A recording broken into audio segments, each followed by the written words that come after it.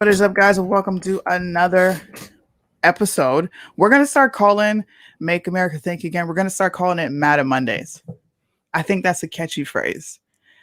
Let us know where you're from, guys. Drop your locations. I know we got a lot of people from New Jersey that watch. And welcome, Billy. I'm so excited to be able to talk to you. How are you, Suni? Thank you for having me on. I'm great, man. I can't complain. My mic is messed up. I can hear my seat in my mic. I don't need people hear me moving around. That means the mic works well then, at least. Facts. Okay, we got New Jersey here. Hey. Who else is in the house? Ohio, Missouri. Oh, okay. Texas. I see the comments now. Okay. What is it? Massachusetts? Okay. I like that. Mad Mondays. Guys, do me a favor before we get too far into the show. I need everybody to share. This should be at least 700-800 people. We have over 85K people following us. Let's get it up there. Everybody, count of three. 1, 2, 3. Share. If you're on YouTube, make sure you hit the thumb up. The ratio should match the people watching. It shouldn't be less likes than viewers. This is the only way we get our message out. Hold on, I need this comment. Delaware, where Biden has done nothing for almost 50 years. You need a round of applause. Well, that sounds a lot like the congressman I'm going up against. Almost 40 years and he's done nothing. Nothing. I heard you talk about him. I'm like, wow, I can't believe they're still voting him in there. He ain't did squat. It's crazy. Hello. The Mid-Michigan. Nice state. Everybody shared. All right, guys. Thank you for sharing. Make sure, like I said, hit the thumbs up, hit the notification bell so you don't ever miss the live. And let's get into Mad Mondays. So I want you to introduce yourself because you will give a better introduction than I could. All right. So hello, everybody at Primetime Patriots. My name is Billy Prempeh. I'm from Paterson, New Jersey, and I'm the congressional candidate running for Congress with the GOP in the New Jersey 9th Congressional District. I ran a race in 2020 where we did exceptionally well.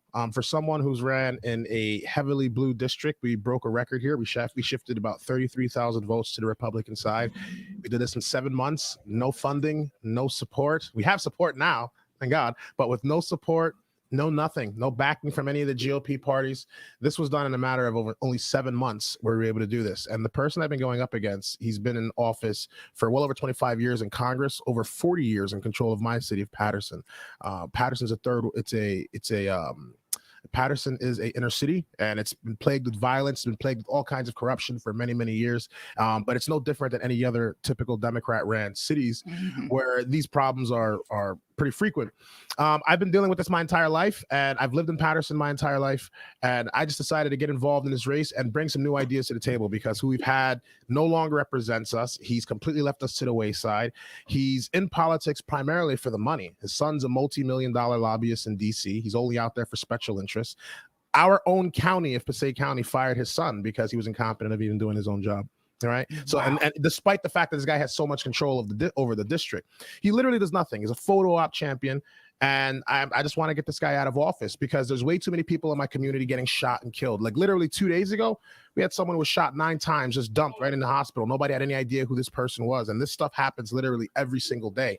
He's focusing all of his attention on Donald Trump and the previous administration, rather than actually focusing on all the issues that are happening here. He did this in 2020. He did this now. And now that, and even before Trump was even here, he was always diverting the attention to other things rather than putting the spotlight directly on himself. But then a guy like me comes out of nowhere who's not afraid, who doesn't care about the games these politicians play, and I'm going to bring the fight directly to him. So all of 2020, he ducked and dodged. He hid. He did everything in his power to avoid me. He doesn't want to debate me. He doesn't want to answer any of the real questions. He'll go around telling people that Black Lives Matter, yet he does absolutely nothing for the inner city community, which is predominantly Black. Right? He wants to defund our police. He wants to keep our communities less safe. And he's just going around pandering. He's so out of touch now that he is aligning himself with the radical the radical squad we've got here in DC with Rashida Tlaib and Ilhan Omar and all of those likes, where he's just kind of trying to stick around and he's just kind of following along with what the progressives want. I honestly don't even believe he wants the things that he says or that he talks about. He's just kind of trying to stay relevant within the community. But even the Democratic Party is starting to fracture, and some of them are starting to see through his nonsense as well too.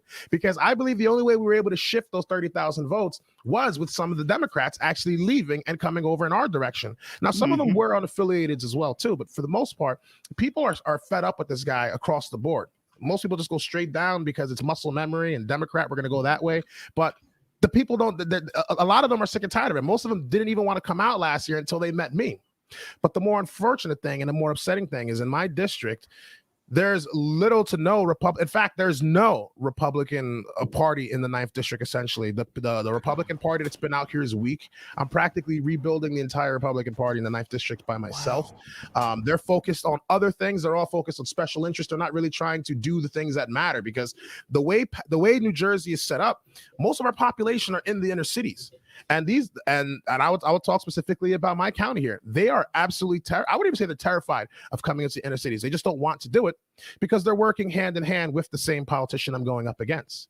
Our chairman, for example, really good friends with my opponent. Does nothing to actually support the party, but will go out, take donations from the opposing party, good friends with his son. So it's all one giant swamp machine. And I knew that when I ran my race last year in 2020, I ran it very naive at first. I was listening to some of these guys and believing some of the things they were saying, and then I started to realize that this is all one big political game, and they really don't have the best interest of my community or my district at heart. So I'm gonna have to do this a different way. We're gonna have to run this race in the way that Donald Trump ran this race. He ran the race as a complete outsider. He was not someone that's supposed to come in here. I'm no politician. These guys have been in politics 20, 30, 40, God knows how long. Literally got in last year.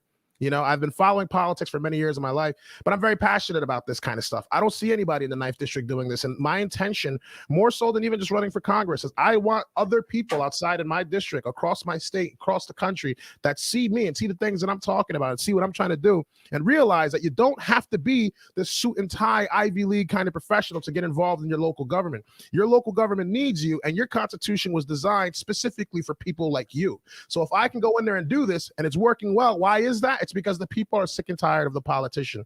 They're sick and tired of the politician. They need someone that's really dealing with the issues. And I don't know anybody who's dealing with any of the worst issues in the 9th district more than the people here in Patterson, for example, specifically here in the 4th ward where I live, where a lot of the biggest problems that are in our district, whether it be overtaxation, overdevelopment, violence, drugs, you name it, political corruption, you name it, any of these things. You see a lot of this stuff happening here in my city.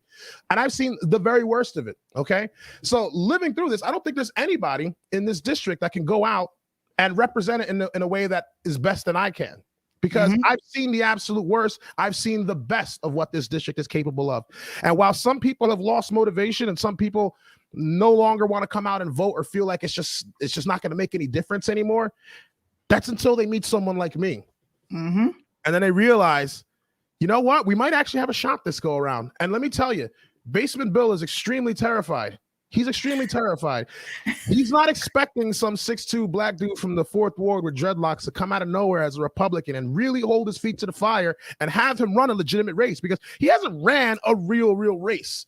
The last time someone really gave him a run for his money was in 2016. Dr. Hector Castillo, he ran a race against him. And it was Dr. Castillo at a Trump rally early in January that convinced me to get involved in politics and run for office. We were at this Trump rally. He was the last person to really do quite well against Pascal. This is 2016. It could also be because Donald Trump was on the ticket.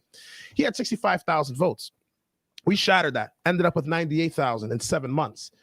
So with seeing that, I said, you know what? There's definitely an opportunity to make some serious change here. Trump has really lit a fire in a lot of people. Even the people that don't like Trump and don't agree with him, one thing that they can all say for certain is like he's definitely got a lot more people to pay attention to politics, and a lot more people are focusing on the things that I mean, a lot more people are focused on the things that affect us on our daily lives that we've ignored. And now we've got no time but to focus on this kind of stuff. All the things that I wish to bring to the table is straightforward, very simple, very practical. I want to make things very practical, things very simple for a lot of the people in the United States. For example, I don't understand why we have politicians that are in office for 40 plus years, 20 plus years. You know, Nancy Term Pelosi. limits. You You know, said we it got. all. Yeah, you know what I mean? We need term limits. And I don't know if you've seen this not too long ago. And this was not my intention. Maybe it was, but probably it wasn't. At least it wasn't supposed to get to the degree that it did. But you should, if you go on my Facebook page, even on my Instagram, forget about it. It's on a different level. Some guy named Bill, you'll see there's a picture that I posted of my opponent, Bill Pascrell. If you've been following the race since 2020, we called him Basement Bill Pascrell because he stood in the basement, he hid in the basement, he didn't want to come out, didn't want to debate, didn't want to talk about anything, right? This year, we're calling him Low Energy Bill because there's a picture that someone took. I can't remember who it was, but somebody just randomly sent me. And I love my supporters because I know they're in the fight just as hard as I'm in the fight. Yep. And they really want to see change as much as I do, because sometimes they'll send me really funny stuff or they'll give me really good information that can help the campaign. And someone just went into my inbox and sent me some pictures of Low Energy Bill completely knocked out. He fell asleep at an event in Lyndhurst. They had a train station unveiling that they were at, and this guy's in his car. I mean, in his chair, completely nodded out. Very unprofessional, you know. And I'm like, okay, you're falling asleep in front of all these people. And then the thing that's funny is a newspaper organization that put the picture up, they try to make it like, oh, he's not actually sleeping. That guy is clearly sleeping. And the thing that's funny in those comments, people sent more pictures at another train station event in Secaucus, where guess what he's doing? He's sleeping in his chair. So the guy has no idea why he's even here anymore. Every time, and I implore all of you, go and watch his videos, whether it's a news interview, whether it's an interview like this. He could never in a million years do what you and I are doing right now, having a straight up normal dialogue off the cuff. He's got to have a script every single time in front of his face. He's got to have a script. So that's his biggest fear. When we did get a chance to debate, it was a Jewish Federation debate. The Jewish Federation of New Jersey put together a structured, I would call it structured discussion. I wouldn't really call it a debate, where the questions were kind of all predetermined questions. All the questions seemed as if they were written by him. You know, they were all written in ways to say if it was answered by a Democrat, it would make him look like, you know, the greatest thing since sliced bread. While if a Republican answered this with a conservative answer, it would make him look like an insane, far right, off the wall, QAnon conspiracy, you know, whatever, you know. And every single one of his questions were nonsense. Every single one of his questions were nonsense. Cut right through all those questions. And even when I was answering those questions, he wasn't even there to face them. They let him go first and then let him go after. And I'm like, this is nonsense. This guy is hiding at most. I believe if you're going to go and represent the people, right? If you're going to go out and you're going to represent the people, you got to be very accessible. For example, I got two devices. One personal phone, political phone. Anybody, literally anybody could reach me. My phone number is on my website. I'm surprised when people say, like, why is your phone number on your website? I'm like, I don't know. Maybe I'm naive, but I believe it should be on your website. If you're gonna, no, you're right. The people should have access to the representatives. Right. You call this guy's office, he doesn't answer his own email. Okay. He doesn't answer his own email. He doesn't answer his own phone. It's like you call and you're going through like an entire crucible of people you got to deal with before you get to him. You know, and I believe if you're going to represent the people, you have to be accessible. You have to be practical. Okay, we shouldn't make government so complicated. It's not that complicated. All right. The simple and the truth is, these people are experts at overcomplication. They make things complicated for the average person. So the average person says, "Oh, I don't even want to get involved." It's like stocks, for example. Now it's quite simple. Anybody can figure it out with Robinhood, but they'll say things like, oh, the market's bearish right now, or the market is bullish, or, you know, there's consolidation in the market. All this stuff could be explained in very, very simple terms, but they use words to make it sound complicated, so the common man never understands, right? Facts. Politics shouldn't be that way. The Constitution was written very simple, so everything else should be carried out in the exact same way. So I know I went a little bit long-winded, but that's my introduction. Billy Prempeh, pleasure to meet you all. No, we need that energy. I specifically turned this into a platform where I want to talk to the people running. Okay. Because I'm going to ask the hard questions. If I see you said something in public and it doesn't line up with the party, not even the party, because I think that's an issue for us too. Yes. But just conservative morals, I'm calling you out. I have no problem doing that. So it's good that we're having these conversations, and it's good that you're telling people what's actually going on in places like Paterson, New Jersey. Because a lot of folks think that this stuff is fake. You know, when we start talking about Democrat-ran cities, they're like, but it's a Republican state. Something that's funny is like I kind of want to bring something up too. Is like, and I feel the problem may be much deeper than just Democrats and stuff, right? For example, like even in my own city, right? Several of the council people, right? I'm not going to reveal any of their names because there's like all kinds of going on and stuff. They're all Democrats and they all like attack each other. It's insane. It's insane. But some of them, have approached me like privately and will say, hey man, like, I actually like a lot of the stuff you're saying, and I'm like, oh, well then let's talk. Whoa, I can't, because and I'm like, what are you talking about? Like, I don't care if we're across the board, we're together. But what I've realized though is it may not even be so much Republican Democrat going on in Patterson as the issue, because there's some Democrats who I listen to them talk and I'm like, you sound pretty Republican, dude. Yes. Why are you saying what you're saying? You sound really pretty Republican. But what I feel is going on though is like there's something going on within at least in Patterson that I've seen. And the reason why a lot of my focus is on Patterson, and some people say that a lot, like, well, you got about 30 something cities in your district. Why are you only focusing on Patterson? Well, there's several reasons. One, I live in Patterson. Two, Patterson has the highest crime, highest poverty, and it's literally got a large bulk of the problems in the district. It's also the largest voting block. The largest amount of people are in this area. So these are the people that are going to need, in my opinion, the most focus, because what a lot of the Republicans, and I'll get back to the council thing. One thing I forgot, I'm a very circular thinker, so I can have like about 5 topics at once. But one of the things that I've noticed is that actually let me finish the council topic first. But okay, a lot of these people, kind of they agree with the things that I say when we speak about things in private. However, it feels as if there's someone inside of the city hall or someone within the establishment in the Democratic Party, whether it be in Passaic County, across the state, or even just within the city, that seems to be preventing the council people from fully doing their jobs and doing what needs to be done. I don't know if there's other people who have promised jobs or there's some kind of conflict of interest that's happening here, because a lot of the problems I see are practical and, in my opinion, very easy to resolve, but they just don't seem to get resolved. There seems to be a lot of political dancing, and there's something behind it. Now, here's one thing. People could say, oh, well, the problem is the mayor. Yeah, the mayor's a problem, but this kind of madness has been happening in Patterson for a long time. And you know something funny? My opponent used to be the mayor. 1997. Wow. Before that, right? So the thing is, one thing that's always been in common with this city, he's supposedly from the city, no one ever sees him, but you've been in control of this city the entire time. That's one thing that's been constant. No matter who's the mayor, no matter who's the no matter who's the mayor, no matter who's a councilman or councilwoman, you've always been the person that's in charge. And if we're going to fix our state, and this is something that I try to get through to all the Republicans, and it's whether they're cowards, they're punks, or more likely than not, they're working alongside this guy here, and that's why more likely than not. But I try and tell them the same thing. It's like, listen, I'm gonna go a little bit military here. I'm an Air Force guy, so and you believe you said you're an Air Force spouse as well, right? I'm a spouse. Yep. Okay, there you go. So, well, your husband will probably understand. It's like very tactical understanding, very basic, right? If the enemy, right? Let's say in the center of this city, right? Most of the enemy is here, right? You don't have the resources to completely take them down, right? Which is what's going on in my district, right? We don't, right? The idea with the Republican Party is we'll focus on all the outskirts, the outer fights, right? The suburbs and the corners, right? We'll win all those fights, right? But here's what happens. They're constantly in the fight for their lives every single election cycle, because what happens when the life of the people, when the life of the Democrats that are within the inner city does better, where do they go? Out of the city. Yeah. Right. So long as you deal with that issue, or you try and bring new, so long as you avoid bringing new ideas to this area, you're going to constantly fight those fights. So if you really, really want to win, you need to send a serious fighter in there. You need to send Rambo into the jungle. You guys don't got a Rambo right now. I'm going to be the Rambo. And if you're not going to back me up, then that makes you insignificant.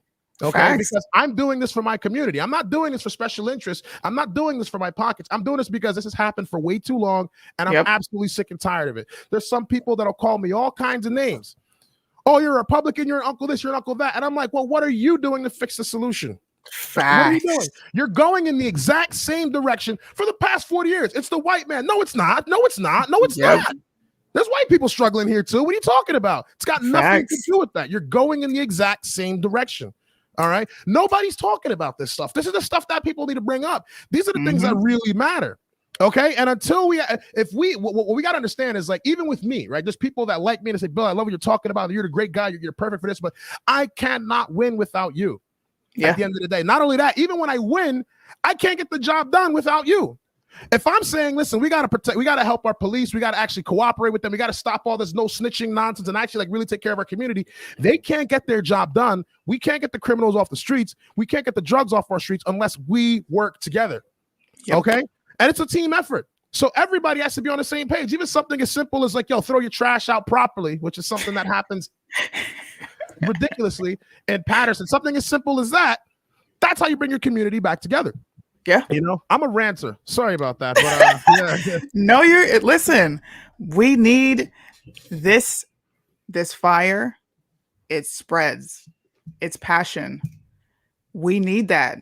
Like you just said, we have establishment politicians, man.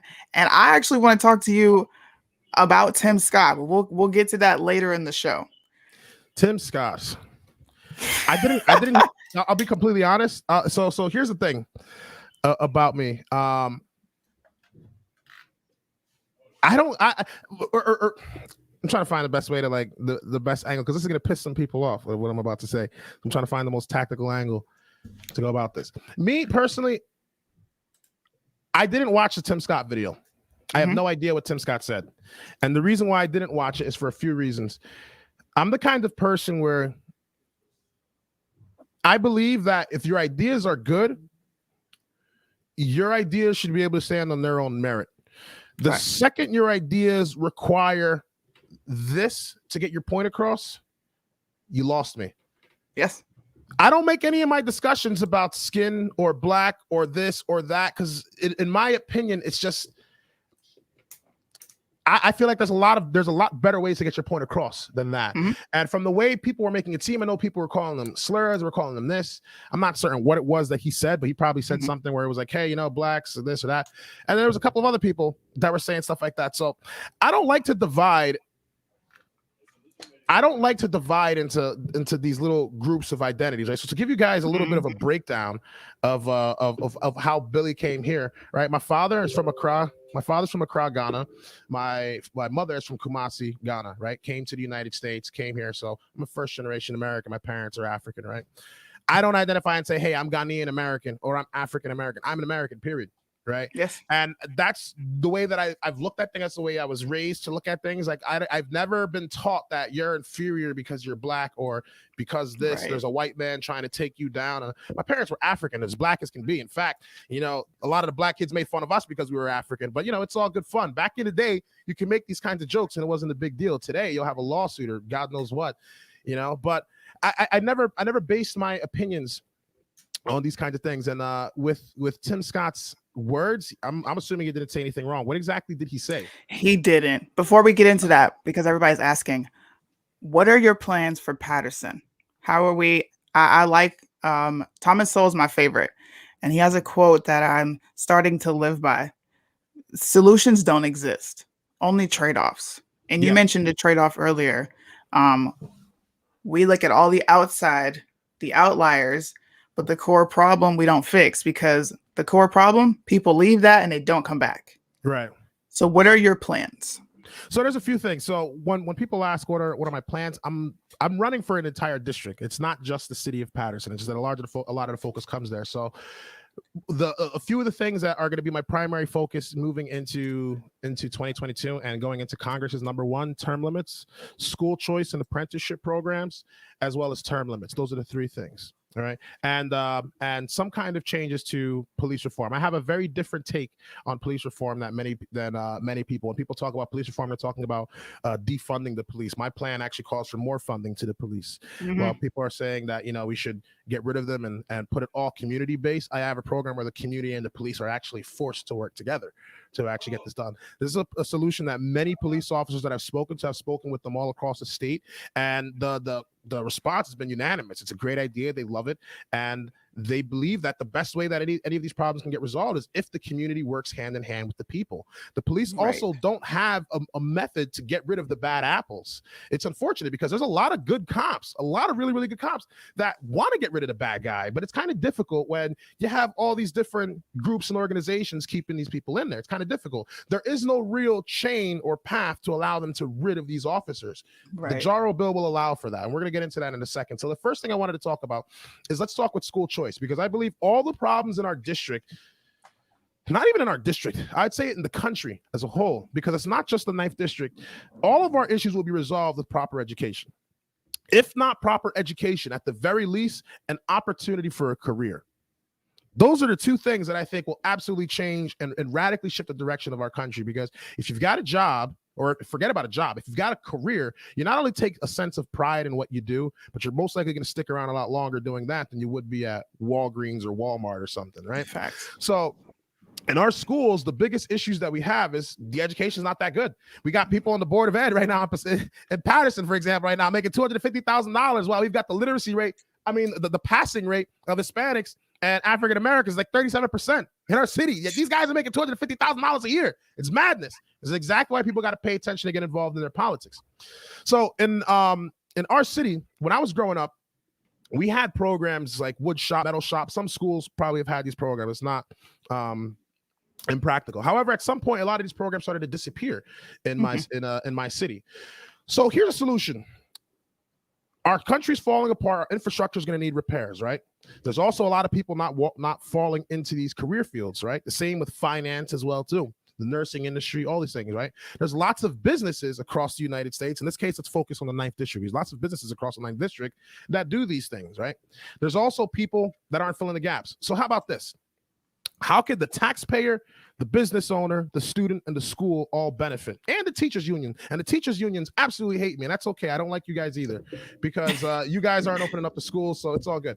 But anyway, but I don't want to get rid of the unions, because I understand that they serve their purpose, just like how the police departments serve their purpose. So what I want to do is I want to bring apprenticeship programs to New Jersey, right? And here's how this program would work, right?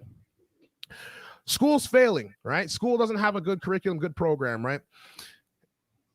If there's at least one thing that can keep them together, right? Because one of the things about school choice that the teachers unions hate is that it prevents or they look at it, I should say, is this is a threat to their job. And they could lose their position because charter schools and private schools are doing far better than them. And you don't say. It's because, if they don't do good, they get fired. Unlike the public schools. In public schools, it kind of stays the same. So how do we make the public schools better? That's the only solution we have at this point, is to make the schools better. So we can increase the curriculum, which is going to have to happen by default. Because when we start to bring in these programs, like let's say you own a carpentry business, right? Or the dental practice, whatever the case is, right? And you want to take part in teaching the children, right? I want to teach children how to become carpenters, right? Just like I am. You've been in the carpentry field for over 20 years. And the benefit to you is this: you'll get a tax break of $20,000 or $30,000, right? Which is basically the cost of an entire employee at about maybe $18, $16 an hour, right? Something like that. So you'll basically get an entire write-off for one of your employees, which is something that I'm pretty sure no business owner is going to say no to, right? Now here's the catch. Every business is trying to vie for that same exact contract with that school, right? Now here's the thing. If the program's no good, the parents obviously they're either not going to want to deal with that program, or the school's going to have to go and find another contract to deal with, right? This will encourage, in my opinion, more parents to send their children to a specific school. For example, if school ABC teaches electrical, nursing, dental, or whatever by actual professionals that are coming to the school to teach the children, or the children go to their facility with the school chaperone, they learn the skill. You're learning this once a week. That's 4 weeks a month. That's 9 months out of the year, 4 years. By the time you're done with this, you're going to leave high school with an education, if the school gave you a good education, and by God, they need to, or else, or you'll see how this whole thing falls apart, right? If this school isn't getting a good contract, these people aren't coming in, the business doesn't want to do business, right? Right. So it all has to kind of be coalesced. So if you want your school to do well, you have to increase the curriculum.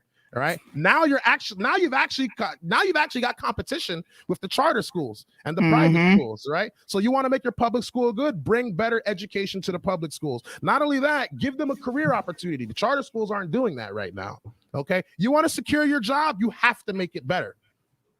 Facts. Is that fair? I mean, I think it makes perfect sense. fair. I think it holds everybody accountable. Yeah. Okay, I mean, you want funding? You better have your schooling up to par. Even more so than that. Like, one of the biggest complaints that I get from a lot of the mothers, mainly, right, who I'm really feeling for during this whole lockdown we've got going on, because a lot of these parents, they can't work while they have to stay home and teach their children. They have children in front of laptops all freaking day. Most of them getting literally no education. I feel for the kids with autism. The children have special needs that aren't getting the proper education from this. Some of these parents, they can't work, so they stay home all day teaching their children and doing what they got to do, yet we're still paying taxes to the school district while the NJEA is keeping our schools closed and won't go back in.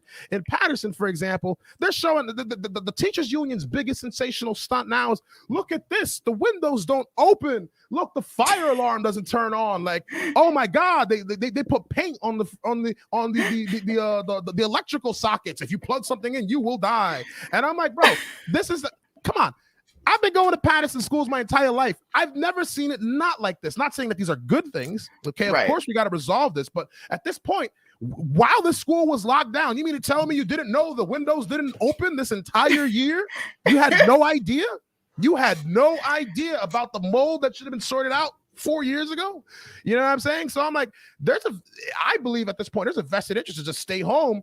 And most of these teachers, you see them in Bahamas, they're hanging out, they're in Puerto Rico, they're drinking all this, and like, oh, but then they got their mask in the airport. Oh, I got my vaccine, look at me. But they don't want to go and they don't want to go home and teach our children. They don't want to go out and actually do their job, right? So then how about this? All that money that's going to the schools, that money should come right back to the parents. Yep. I firmly believe that. You don't want to teach, you shouldn't be getting paid. Facts. You know what I mean? You shouldn't be getting paid. After all, the mother's a teacher now, right? In fact, I think that's a good. I support homeschooling as well too. And it's like, if a mother's been put in a situation where she has no choice and she can't work and she has to teach her children, and her children need special attention, then give that mother some money. You have to. Yep. Where's her taxes going then? Absolutely. You know? So these are all practical things. These are all very, very practical things. The only people who hate these ideas are people like Bill Pascrell, who have special interests. Yep. And the teachers unions love him, if you haven't noticed by now, but they love this guy. So yeah. So those are some of the things that I would. Those are effective ideas. I am gonna say, I have no problem endorsing you. I think this is good.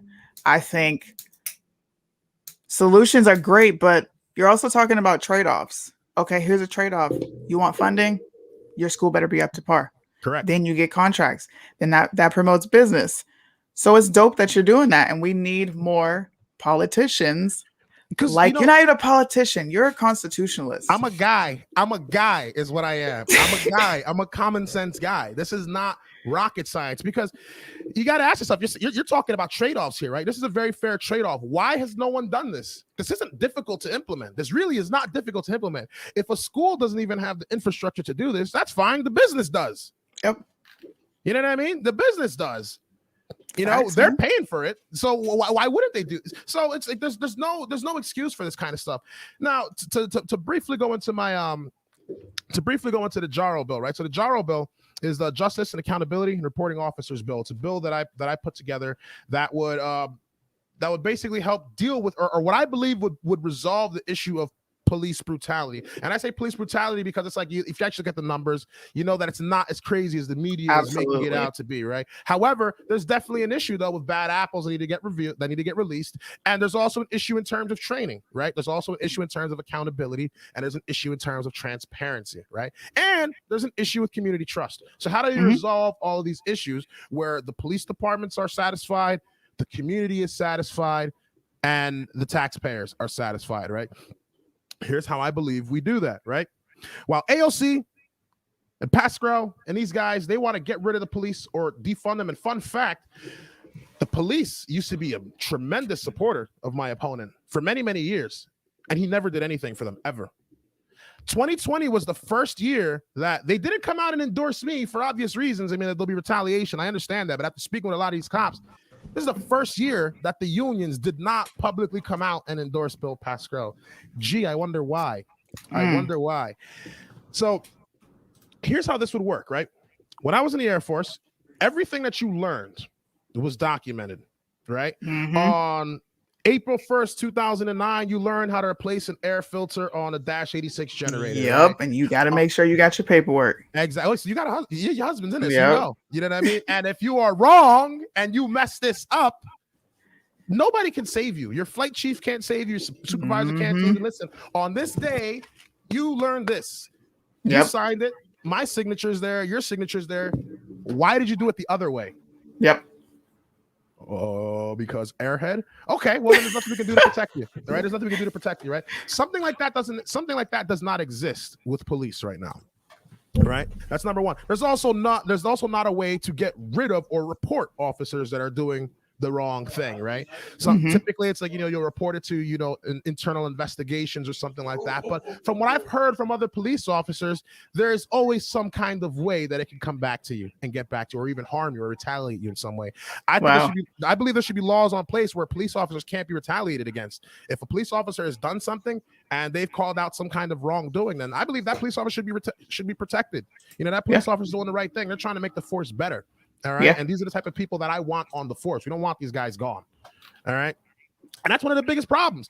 Talk to a lot of these cops, and most of them sometimes don't even want to be cops because some of them are dealing with cops that are just not, they make it difficult for you to continue to do this job, especially now that people are trying to get rid of qualified immunity. It's like, now it's even harder for me to be a cop. Right.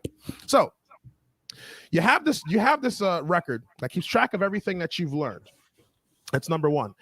And one of the things that a lot of people don't understand is the first thing people typically say with police reform is you got to get rid of the police unions. I say absolutely not. Because just like the electrical unions, just like the teachers unions and all these unions, they all serve their purpose. Their job is to ensure that the police officers are well taken care of and to, protect the interests of the police, right? Here's the issue though. They can protect the interests of the police even when the police are wrong. Why do they do this though? Because that's how they get their funding. Right? Yeah. If the police department is effective and the police officer is doing good, they're going to get their funding. So it's in their best interest to ensure the police department looks as good as possible. We just need to change that incentive. It has to be in their best interest to get rid of the worst officers and only keep the best. Yeah. Okay. Because there has to be some kind of scoring system where it's like, okay, these are the bad guys. These are the good guys that are in your ranks right now. Right. The more of these guys that are not doing the right thing that are in your ranks, it's going to affect your funding. Yep. It's going to affect your school. So you have to get rid of these people. It's number one. Number two, how do you build the bridge between the community and the police themselves, right? So the way that I believe that we do this is by creating community internal investigations boards, right? So the way that this would work is just like how the public would elect a sheriff, you would elect a community justice officer. Let's say we're going to say we want Suni to be the community justice officer of Patterson, New Jersey, right? Everybody's gone through an election. We all chose you, and we trust you to be the most transparent person to help get this done, right? You would have your team of people, and your job is to investigate police-related incidents that the community are concerned with. Right? Someone's been harmed, someone's been killed in the community. We think the police did some kind of wrongdoing. Suni, go and get to the bottom of it. All right. And help us figure it out. The police are also doing their own investigation. Right. And the reason why I bring this up, and the reason why the motivation for this is back in 2018, there was a gentleman in our city. His name was Jameek Lowry. He passed away after an incident happened at the police department. There's all kinds of speculation as to what happened to him. But the main thing that we're going to focus on is he was taken to the hospital. Man was in the hospital, face was swollen up. He's dead. There's no idea as to how this happened. The police were the last ones that were with this guy. His face is swollen shut and he's dead, right? Police did their internal investigation. They're found of no wrongdoing, right? Now, the people obviously don't believe them and they don't care to believe the police. Now, if the police are telling the truth, right? And let's say the police are telling the truth, how do you convey that to the public? And how do we even build trust that, like, look, dude, we really did nothing wrong? This is why the community needs to get involved. So facts. So you as the community officer, right? While the police are doing their investigation, the community is also doing their investigation. They have to work together with the police departments while doing this. Okay. I like that. That's a dope idea. To ensure there's no cross contamination of information, you in the community, you saw what the police officer saw, right? Now, if there's ever a situation, here's another step, right?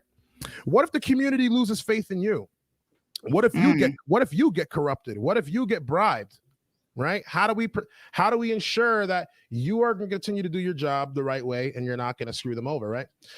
Here's how I believe we do that. right? Or what if the police stonewall you and they make it difficult for you to even get your investigation done, right? This comes for the final part. And the final part would require the Department of Justice creating a national police department, right? So you're familiar with OSI, right? Your husband's Air Force, you said, right? Yeah. For those of you guys that don't know, OSI is Operation Special Investigations, right? So they're basically like the FBI of the Air Force, right? And all they do is investigate, scumbags in the Air Force, people that are doing the horrible stuff, right? That's literally their job all day. They have the security forces that are police, but these guys are cops for the military, right? Same thing. These officers from the Department of Justice, their job is to investigate these issues when they become escalated outside of the reach of the community, right? The reason why I believe that it needs to be done this way is, for example, initially the plan called for someone in another city or another part of the state to come and investigate, but that person could still be corrupted. So it would have to be somebody from like Wyoming to come to New Jersey to do this investigation. Right. Our government's doing this kind of stuff all the time anyway. Right. So it has to be someone who comes in, because this person from all the way out there, he has no vested interest in you, the community officer. He has no vested interest in the police department. He wants to go home and see his family, get to the bottom of the nonsense, come back with the facts, and go home. That's his job, right? That's how I believe we ensure the transparency. So when we and another thing that this bill would call for is officers that take the time and take the initiative to better themselves as officers, whether it be going to school for a psychology program or learning de-escalation tactics, learning special martial arts, whatever the case is. I believe these officers should be compensated for doing this, because it's like if you're willing to go above and beyond to improve yourself and become a better officer, I have no problem with that. Sure, this is going to cost a lot more on taxes, but I'd rather have a safer community, a well-equipped community, a well-disciplined, and a strong and professional police department, if that's what it means. If it means that, I've got no problem with paying that. I'm not much of a tax guy. I'm very libertarian on time to taxes, but you know the way the world is set up. The world's set up in a really jacked up way, unfortunately. But if it led to this, I'm totally fine with that, because something needs to be done in our community. Getting rid of these guys is not going to make it any better. Now, with all these things in place, as an officer, I believe a lot of these issues will get resolved in about 10 years tops. Because, and let me tell you why. If I'm an officer and someone's doing something wrong, I now have the ability to get rid of this officer and explain like through a chain of investigation, if it comes down to that, right? The community now have some kind of transparency with the police departments, and if they lose faith in you, the federal government now has to come and investigate to completely mitigate the whole thing. So the reason why it's designed this way is like it keeps the power with the community for as long as possible until communication breaks down, essentially, right? And that's how it should work anyway. That's how our government is supposed to work. Exactly. So it's all supposed to be community based. So you give it about 10 years as an officer. If you're doing the wrong thing, these police departments are going to clean up, because it's either you do the right thing and you stay a cop, you do the wrong thing, or you do the right thing and then you quit, or you get caught. Those are the only three solutions. You give it 10 years, it's going to clear itself up. Clear itself up. So I don't see this as harming the police. I don't see this as harming the unions. I don't see this as harming the community. And even and one last thing that I'm forgetting. If you're a doctor, you're going to cut open someone's heart, you're going to go and do surgery, you need to renew your license. You're going to be a hairstylist, you need to renew your license before you mess up somebody's hair, right? Being a cop is not as easy as the military makes it seem. I mean, as the media makes it seem. It's a pretty complicated job. And you have to be very well disciplined and sharp for this, right? So why aren't we routinely requiring our officers to recertify? If you want to carry this badge, you have to recertify every year, every 2 years, right? The doctor has to do it, but why not the cop? This guy's he doesn't have an easy job. Right. Let's be honest here, right?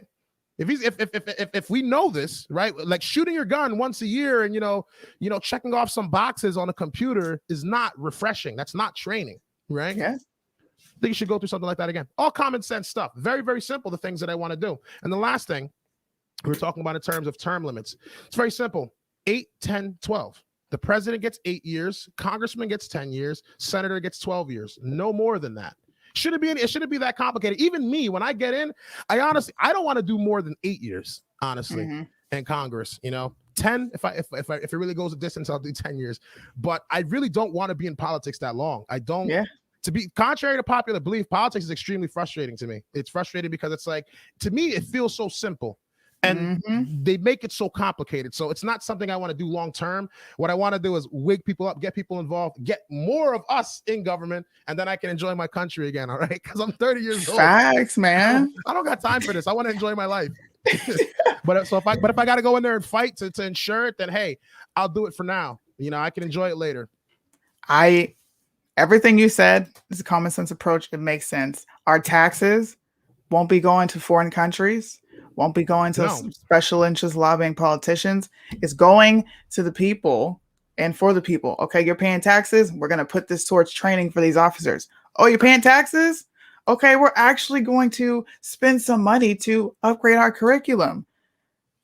Everything you said makes sense. I don't understand how others are like, counterparts. Look, it's like I hate taxes more than the next man. All right. Yeah. But if we're forced to pay taxes, I want my money. I want my money's worth. Okay. I want my money's worth. And I believe every citizen, you look in my eyes, you should have that same look in your eyes. All right. I worked for this money, and you took my money and you gave it to a politician who's doing nothing. All right. I want my money. You need to kind of come. Don't be like menacing, but you know what I mean? You got to be adamant about that kind of stuff, right? The reason why our country is where it is right now is because we've gotten very lax. We've gotten very cool with allowing the professionals to handle it, right? Yep. We did the same thing with this lockdown right now. We let the professionals give us the solutions, right? We let the scientists tell us what it is, right? The problem with America, it's probably the biggest gift, and it's also the biggest curse of our country is America. We actually have the luxury of passing the hard stuff to other people, right? We don't got to figure out sickness. We got the best doctors in the world. We don't got to figure out energy. You know what I mean? We're America. We don't have to figure out any of this stuff. Politics, we're a free country, America. Look at the flag. You see that? America. I don't got to worry about it. But since we've passed it so much to other people, now politicians control it, right? Corporations control our country essentially at this point, right? Because we're not getting involved. So we got to wake up to this kind of stuff. You say what I say in a more professional, refined, because I'll just get on here and be like, bleep, bleep, bleep, bleep. And you might hear an F-bomb and an MF in there, but it's simple. It's simple. Americans have been spoiled, and they have completely handed off their responsibility to simply exist off to a government, and the Fed has become too big. It has become, I didn't realize how many things they had their hands in until I started podcasting. Everything. It's ridiculous. I keep stressing to you guys how important the 2022 vote is. And I'm glad Billy is here because he's showing you just how urgent and like it's urgent. We need to fix it right now because communism is imminent. Let me kind of give a quick reality check to a lot of the people that are on here because most of us have not lived it. For example, our generation, right? We didn't see the Cold War. We saw 9/11, all right? But we were already the biggest, baddest, most hardcore, you don't mess with us military the world has ever seen. Okay, we still are. I mean, we'll hope we still are with Biden and all this. But we didn't see the Cold War where like, at any moment the communists are coming down the Passaic River. You know what I mean? So we were not in that kind of situation. We didn't live through World War II where it's like, Hitler's about to. We didn't see any of this stuff. Okay. America's only 325 years, right? Then there was the Revolutionary War, right? There was a Civil War. There were so many things that happened. And every single time Americans had to like say, you know what, we got to get up and fight. We got no choice. Yeah. We're up against we got no choice but to fight. And I've noticed all the greatest things, all the greatest psychological shifts in our country happened when America was up against the wall. When America was always about to be defeated, we were always about to be taken out. At the last minute, the phoenix rises, right? I don't know if we're going to be able to rise this time. And the reason why I say that is because a lot of our youth have no clue about the things that I just talked about. Absolutely. Most of them have no clue the dangers of socialism, the dangers of communism, Pol Pot, Mao Zedong, Kim Jong-un, Kim Il-sung. They don't know. Most of you have no idea these names that I'm talking about. Fidel Castro. They don't know a lot of these guys. Hugo Chavez.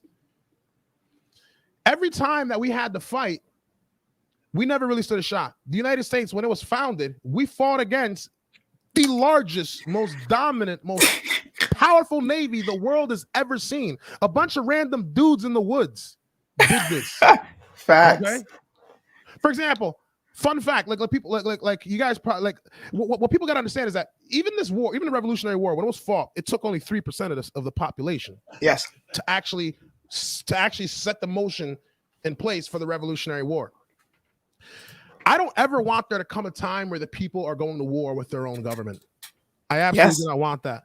But the reason why I bring this up is that every single time that America has been backed up against the wall, we had to fight for our lives.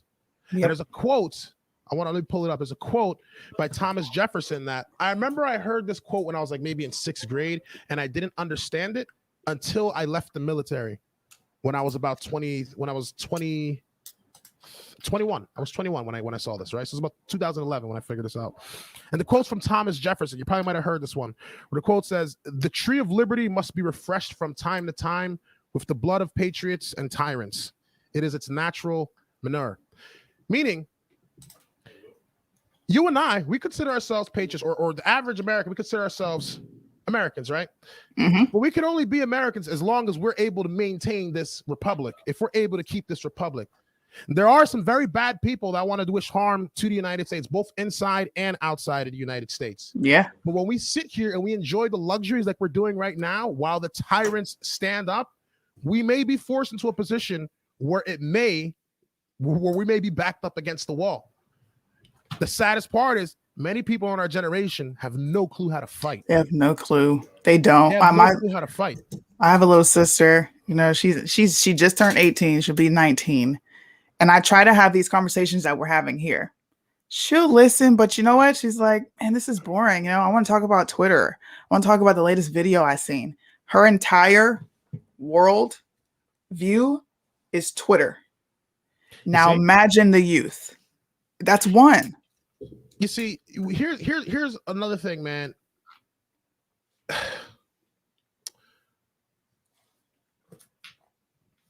Hong Kong. I don't know if you were paying attention to the protests that were happening in Hong Kong over the past summer, but Hong Kong was autonomous for a very, very long time, and the United Kingdom we're going to have to release Hong Kong to China, essentially. That was a time frame that they had to agree upon, right? If you were watching the videos of those protests in Hong Kong, they weren't out there marching with the Chinese flag. They barely had the Hong Kong flag. They were out there waving that flag. The American flag. They were out there waving the American flag, getting shot at by the police with the American flag. Yep. While our generation is burning the same flag. They have no clue man. what they are talking about. They have no clue what they're doing. That's my biggest fear. Getting in this race is like what a lot of the young people got to understand is that the previous generation, the boomer generation, they've lived their lives, okay? Mm-hmm. And I'm not saying that their lives are going to be cut short. I hope they live till infinity.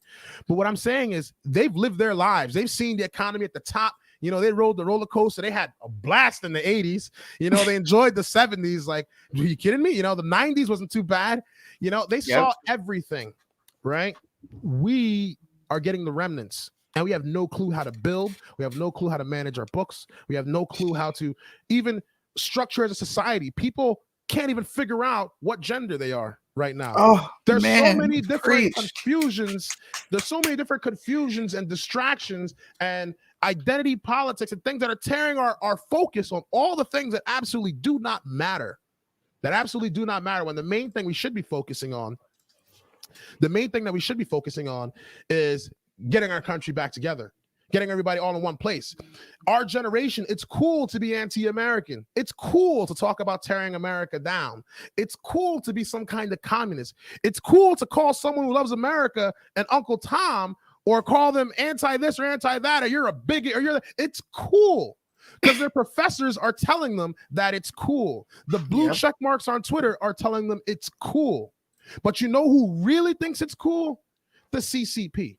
The Communist Chinese Party think it's really cool that you as an American don't want this, that you don't want freedom. You don't want freedom of speech. In fact, you want people not to speak. They did a survey where they found about 47% of these millennials believe that certain speech, hate speech, should be censored.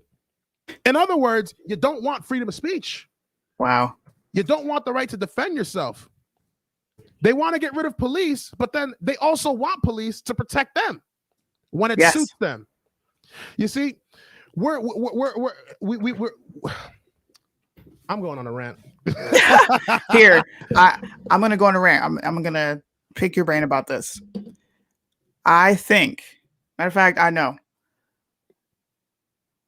they are allowing so much of this stuff to go on, especially in the Black communities, because they don't give a crap. Okay, these people live in poverty. Well, how can we not really have to pay attention to that? Oh, just let them kill themselves. Yeah. And then we're going to let them kill themselves. And we're going to completely highlight police brutality when 20 people a year died. So then they're going to get pissed off. You know what they're going to do? Remove the cops, and Blacks are going to do the jobs themselves. I really think that's what they're pushing towards anyway. You know something? You know something? I'm going to take you down a rabbit hole. I'm going to take everybody down a rabbit hole real quick. All right. I'm no conspiracy guy. All right. But this sounds like a conspiracy. And I was talking with a couple of people. And you know what's funny? A lot of people, I'd say about 80 to 90% of the people in Patterson, 80 to 90% of the Black people, I should say, that I've spoken to in Patterson believe that this is what's going on, right? There's a conspiracy afoot, and I believe this is what's going on. You remember what happened to Brooklyn? Where you from? I'm from Erie, Pennsylvania. Okay. All right. But you been to Brooklyn before? Yeah. All right. Well, how long ago? This was after the towers came down. So it was a situation still back there. All right. At that time, so we're talking 2001, 2002. So Brooklyn was a situation back then. You go to Brooklyn now, and Brooklyn is hipster central. Hipster central. You know, yuppies galore, murals on the wall. It's just not what it used to be. It used to be a very dangerous place, right? But here's what else happened. Here's what else happened in Brooklyn. Brooklyn got really expensive to the point where a lot of minorities started moving out of there. Yep. Gentrification. Oh, whoa, good. You said it before I could say it. Good. So look. But what happens before, and every area that gets gentrified, what happens before the gentrification? It gets destructive. It gets poor. Yes. There's no attention to it. It just let it go. There's a surge in violence. That's usually what causes the people to leave. Last year, violence in Patterson shot up 60%. Yo, in the past, it's only been 121 days, right? It's only been 121 days since or 100 and so days since Joe Biden's been president. We've already had, we had 7 shootings, make it 8 because 8 people have been killed recently as this person's been dumped in front of the hospital 2 days ago. 33 shootings, 7 dead in only 100 days in the year just beginning, right? 60% has been up since last year, right? Violence has to skyrocket. Taxes have to skyrocket. All these things have to happen. And what happens to the Black people who can't afford these areas? They leave, right? You know, I'm going down south. I got my cousins down there. This place, I'm done. I'm going somewhere else, right? Or they leave Patterson and they go to Haledon, which is the next city over.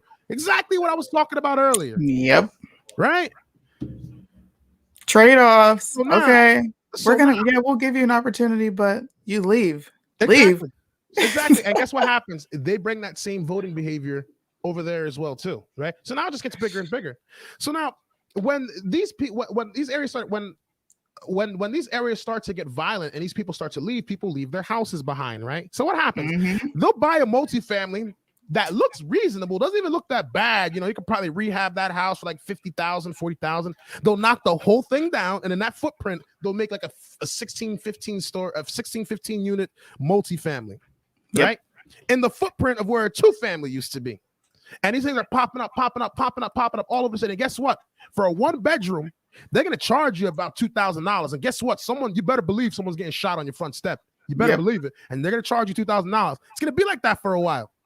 Give it about 8 years, 7 years, 10 years. The more people leave, the more they buy up, the more they put these new places and make it more expensive, right? And what happens to you?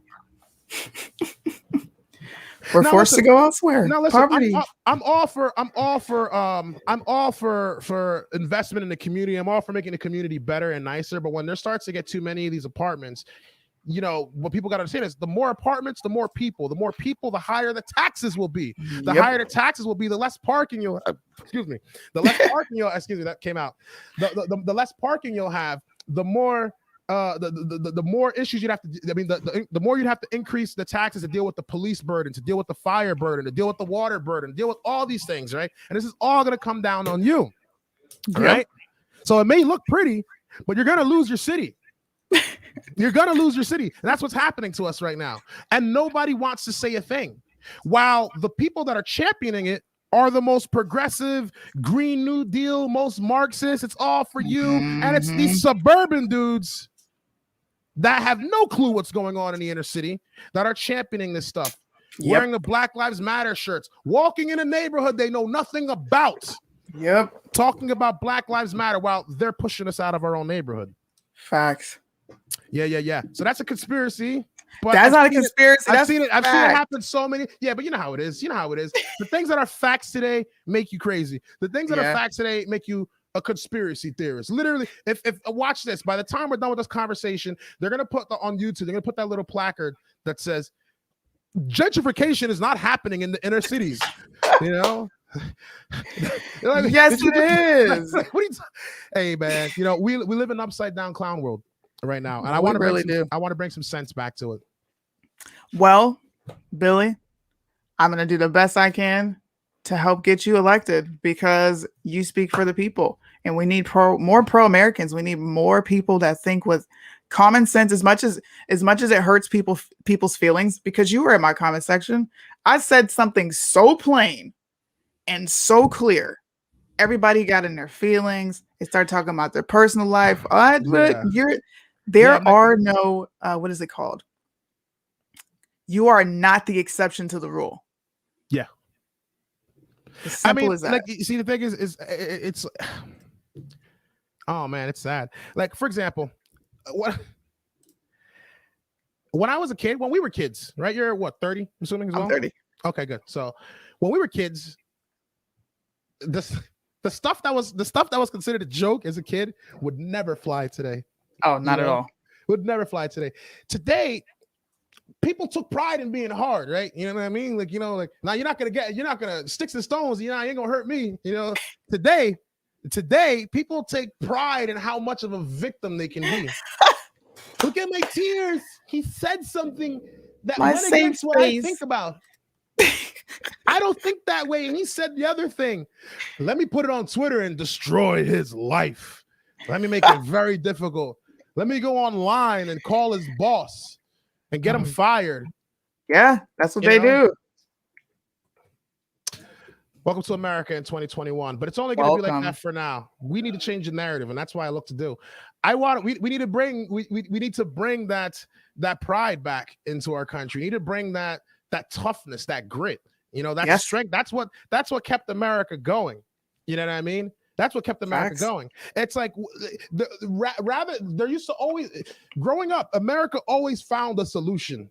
All right. We don't lose. We win. We find solutions. We kick ass all over the globe. We do not lose. We are America. You understand?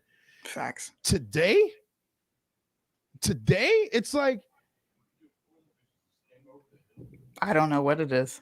Man, it's a scary situation. It's a scary situation. That's why you got to get Billy Prempeh elected to Congress. I like that. Get him elected, guys. The 22 election is extremely important. There's a reason that we're pulling these candidates on our page, Be the Change. There's a reason we're doing it on Primetime Patriots. There's a reason that MATA is a platform to have constructive conversations that cause people to think. That is my entire movement. I don't care about how you feel. I don't care about what you think about me. I would just like to have a logical conversation with you. And people can't do that. No. You say something and it's like a short circuit. They just freak out.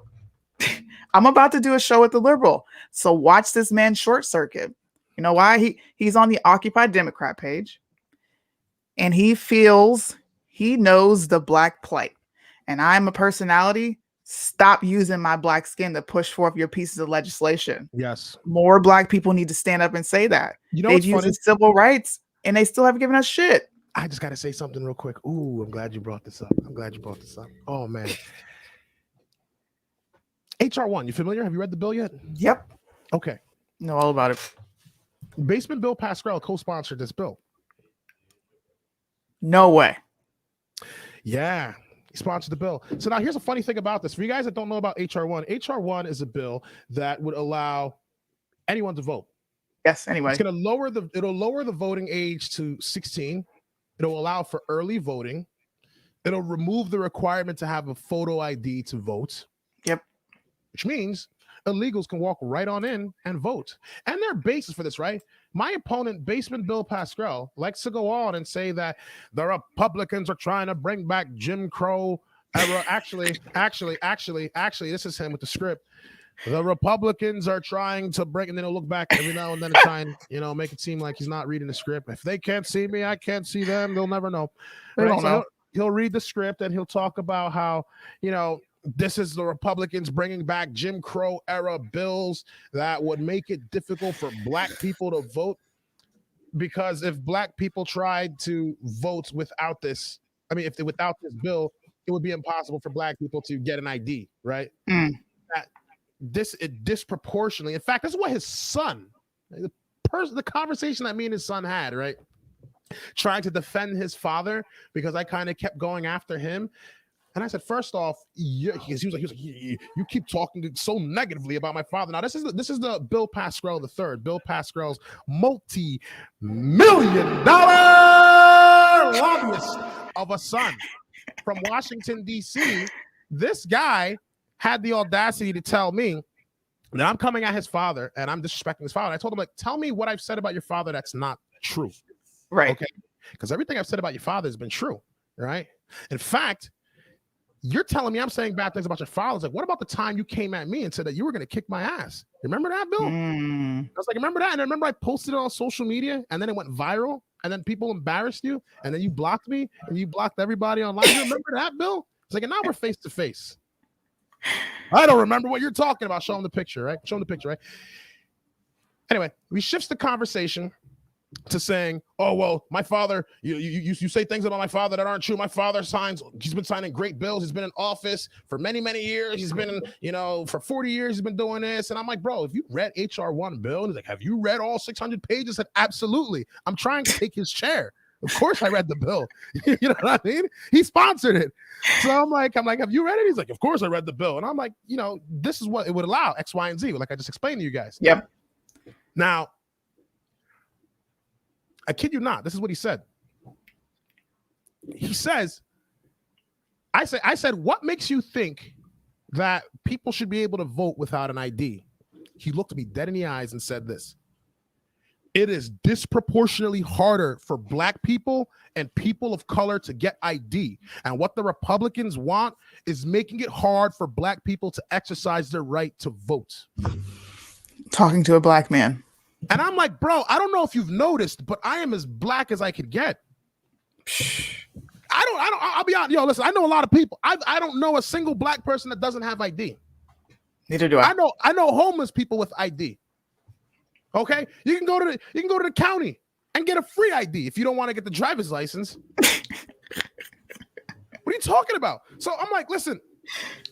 So then I said this. I said, listen, man, you know what you just said? And I was like, what you just said is pretty racist, man. He's like, are you calling me a racist? And I'm like, no, I'm not calling you racist. I'm saying what you said is racist. How dare you? F you. F. He starts dropping F-bomb. And I'm like, yo, bro, I never came at you sideways. Don't come at me sideways, number one. Right? I was like, all I said was what you just said. It don't sound right. Like, you're telling a black dude that I can't vote because it's hard for me to get an ID.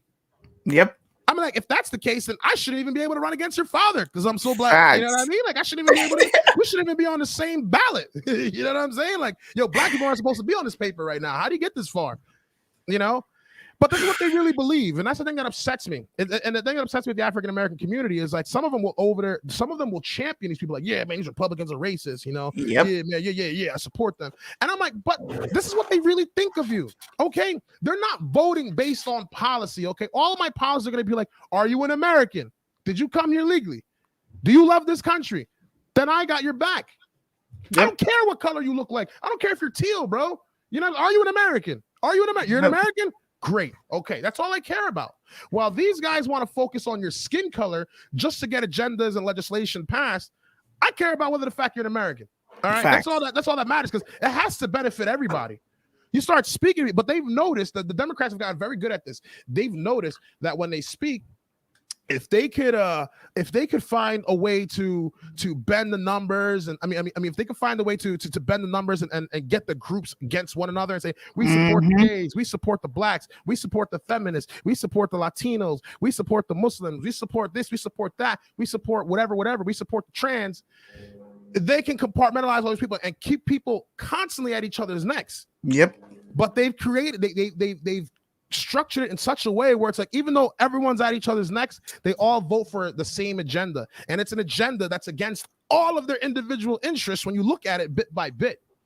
You know, Facts. You look at the feminist agenda. The feminist agenda is talking about abortion and how that disproportionately affects the African American community, right? You know, they're talking about, we're not going to go down that rabbit hole, but you know what I'm talking about. I got you. Yeah. This is what happens when intelligent, like, boss people sit down and have a conversation about what's going on. I like to use this analogy or this metaphor all the time. They are shaking the ant's nest, and we are attacking each other and not the people that just shook us. Yeah. You know, you got to go after the people. Oh, I like that one. We got to go after the ones that shook us and not us, each other. I agree with that. I'm going to have you on my show so that I love the Black community. It has become a passion of mine. I mean, you better. It better be because I was the statistic. You know, my mom was a single parent mom. You know, I know my dad, but he wasn't really effective in my life. I had to wing life and figure it out because my mother gave me she gave me no life skill, no life tool. You need help, go get government assistance, depend on your family, and you never aspire for more. There's so many others they have that same mentality. So I feel for them, but I'm not about to coddle you. I'm going to tell you, yo, you're whack, bro. You want to be a victim? Yo, I'm glad you brought that up because like that's one thing that I've never really understood. First off, every Black person should be a Republican. Okay. Yeah. This party was founded by Black people. 23 of the first senators and congressmen that were African American were all Republican. We're talking in the 1800s. Yes, 2 years after abolishment of slavery, by the way. Oh yeah, the first African American congresswoman wasn't until 1964, and the first African American senator wasn't until 4 years after I was born, 1994. 5 years, sorry, 1994. Okay, the Republican Party has been on the side of African Americans since the inception. Okay, even before that, when they were the Whig Party, right? A lot of people don't even know about that. Republican Party was founded in Ripon, Texas. Ooh, do your research. You see, a lot of people don't know this kind of stuff because when you do know this, you'll realize, well, why am I supporting this side? Yep. Right? The Republicans, some people will ask me, well, why should I be a Republican? Why should I be a Republican? What's the Republican Party going to do for me? And my answer is absolutely nothing. The Republican Party's job is not to do anything for you. The Republican Party's job is to ensure the survival of our republic. All right. Well, that's the role of government as a whole, right? We provide opportunities. We're not here to give you handouts. We're here to give you hand-ups. All right. Yes. We want lower taxes. We want more jobs. We want less government interference in your life. Why do you want so much government? Why do you want such high taxes? Why do you not want opportunity? Because the Democrats, while they'll give you stuff, they'll give you things knowing that you're never going to bite the hand that feeds you. You're never going to do it. I don't want that, right? We as Black people, listen, you mean to tell me, right? And I tell this to a lot of Black people, right? You mean to tell me that we survived slavery, we survived all kinds of wars, we survived Jim Crow, we survived all these things, only for you to tell me that these guys are the guys that did all this stuff are the ones that are for us? Since when? Since when? They're the ones that are keeping us. They're the ones keeping us locked in our own mind. I'm like, listen, at the end of the day, as a Black person, there's nothing that I want more than anything than to be independent. You can't hold me down. You can't hold my father down. You know, you can't. It's not in my character, right? As a Black person, I have no idea why you would want to be a part of a party that wants to just give, rather than a party that wants you to create, and give back. Actually, rather than just take. right? I want to see the black people. I want to see a lot more black businesses. I want to see our community thrive. We need to be winning, okay? The Democrat Party does not want us to win. They want us scared, they want us neglected, and they want us at the bottom of the barrel because that's how they control us. That's how they've controlled us for a very, very long time, and that's how they're going to continue to control us. You should be a Republican if you're black. If you're black, you should be a Republican. People say, oh, there was a party switch. What party switch? Well, no switch. What party? There was no switch, right? It's the same thing. If the Democrats will say things like this. Oh, they had to switch because all the racists somehow went this way, and all the regular guys went down that way, and that's how everything's normal. You see, we're actually the Republicans, and they're the Democrats. All this happened in a span. It had nothing to do with the New Deal. Literally had nothing to do with the New Deal that the Democrats put in place that was going to give all these entitlement benefits, most of which would have helped a lot of the African Americans in the event of unemployment. And some kind of work hardship, right? That was literally the only thing that got a bunch of the Republicans that were black. About 90% of the black people were Republicans at the time. That was literally the only thing that got them to vote Democrat for the first time. You want to talk about a real switch? That is the switch. These are facts, okay? Look this up. Facts. This is a fact. The voters switched, not the parties. Yes. And the voters, the black demographic switched because Martin Luther King aligned himself, especially with the civil rights. Even if you look at charts, because I used to track all this stuff, there is a massive surge in 65, 64. Yes. And it's never switched back, ever. Nope. Nobody bites the hand that feeds them. You know what I'm saying? The difference is with slavery, try to control your mind, right? But then they got to feed you, house you, take care of you, do all this stuff, right?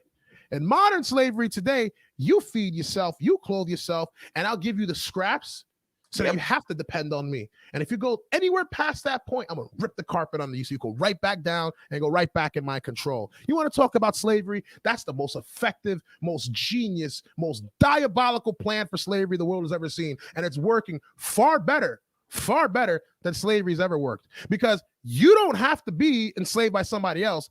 Your neighbors, your society, the people that surround you that believe in that identity, they are the new slave masters, and they will drag you down and put you right back into that same mentality. They don't want you to think for yourself. They don't want you. You start thinking in another way, you're an Uncle Tom. No, don't be an Uncle Tom. Think the way we think. Stay here. No. Don't go outside your mind. Stay here. Yep. That's the way this rolls. No. Think for yourself. Everybody. Get out and vote. Whoever's in New Jersey, you're in his district, you're in the 9th district, you better get your ass out to vote. Americans are asking for a voice that is going to represent them. You have one right here. Not just go out and vote, but it's like if you're sitting down and you're listening to this and you feel this like fire, like I like what you say. I'm talking to you. Then I'm talking to you specifically. You need to stop just feeling that fire, and you got to do something with it. Get involved. You got to do something with it, because let me tell you something. I'm not a public speaker. Contrary to popular belief, I'm not a public speaker. Most of the time, I don't remember what I said, and I don't even watch most of the videos after I've said stuff. I'm serious. Yeah. You know, I kind of just talk, and it is what it is. The truth is, when you really believe something, you're passionate about something, and you feel it from the bottom of your heart and soul, the words you need to say will come out. And there's no way you're going to be able to corrupt your words. There's no way you're going to be able to corrupt your thoughts, because you genuinely believe this kind of stuff.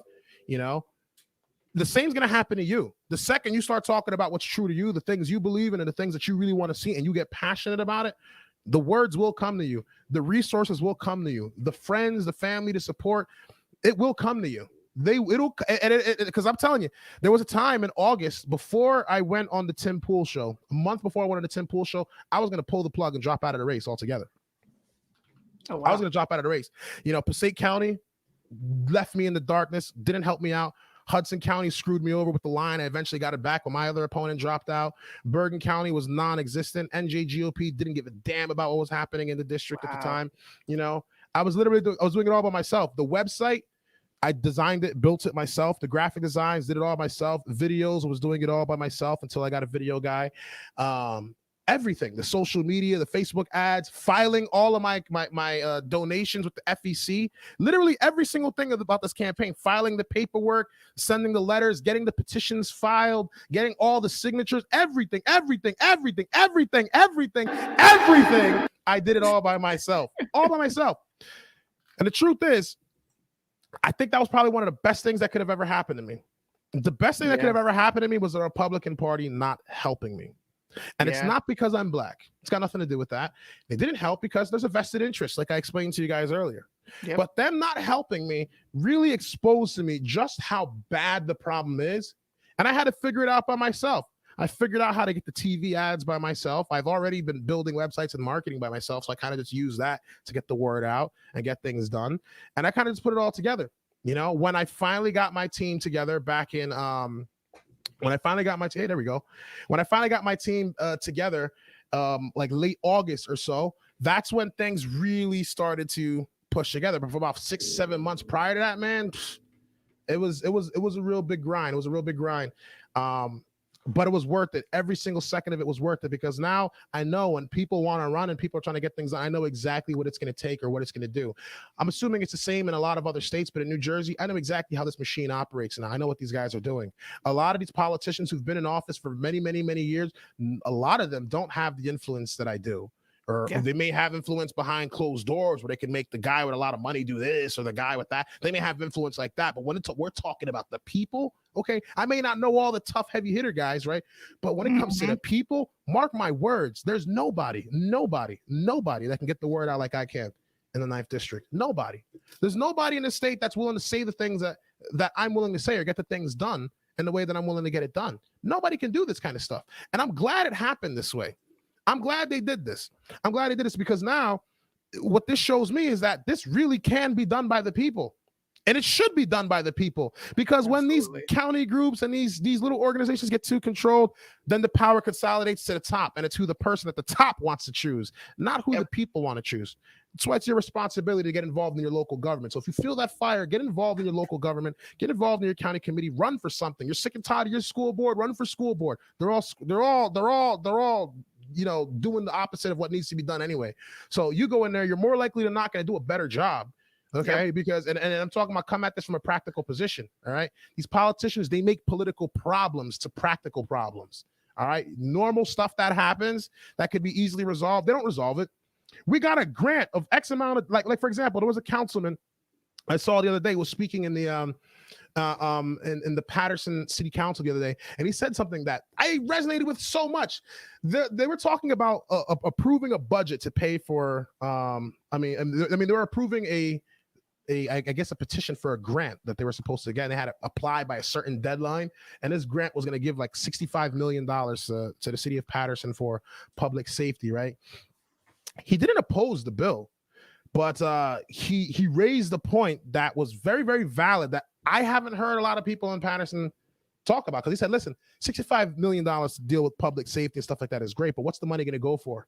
And then the councilwoman of this ward that I live in, she said, oh, well, it's going to go to, you know, policing and protecting the community. It was a very vague politician answer. It wasn't, you know, $100,000 is going to go to new police equipment. You know, $15,000 is going to go to cars. This is going to go to, you know, camera. This is going to go to training. None of that. Just, oh, it's going to go to this. It's going to go to that. It's going to go. And he raised the question again. He says, well, if we're going to get that money and we don't have a plan as to what we're going to do with this money, then basically what he was saying was all this is just lip service. Like we're just talking and it sounds nice. Oh, we're just going to go to public service, because that's one of the problems that happens a lot in Patterson.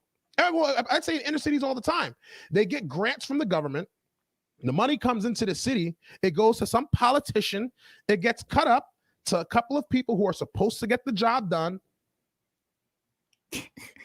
And the job doesn't get done. It doesn't get done.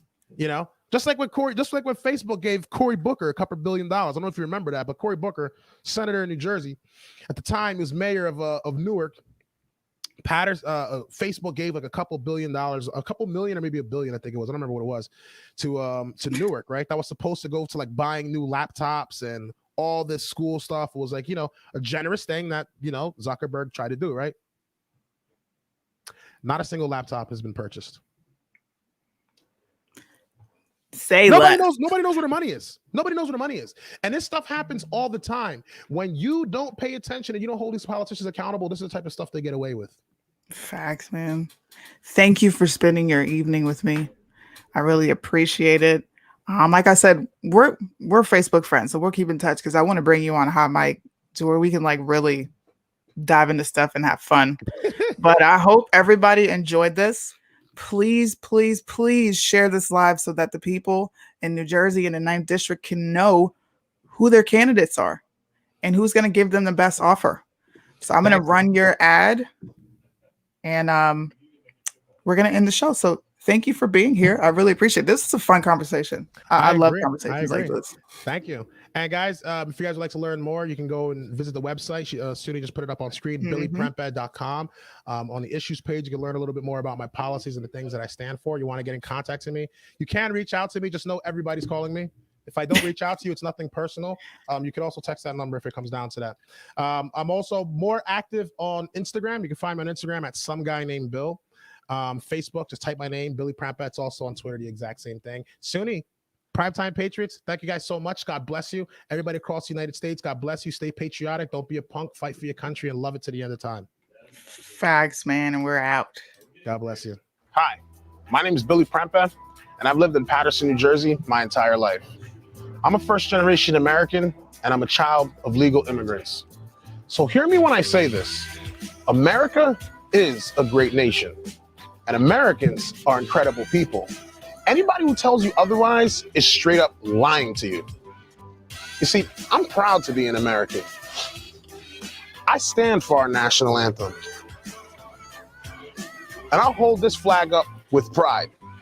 And for the record, I do have privilege, American privilege, because being an American is hands down the greatest privilege on the face of the earth.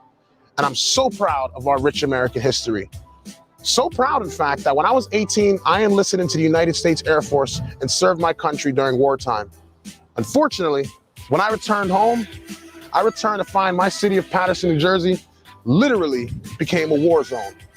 How could this have happened? Politicians have allowed our community to be destroyed by drugs, violence, and bad education. Our permanent elected class, they don't care about us.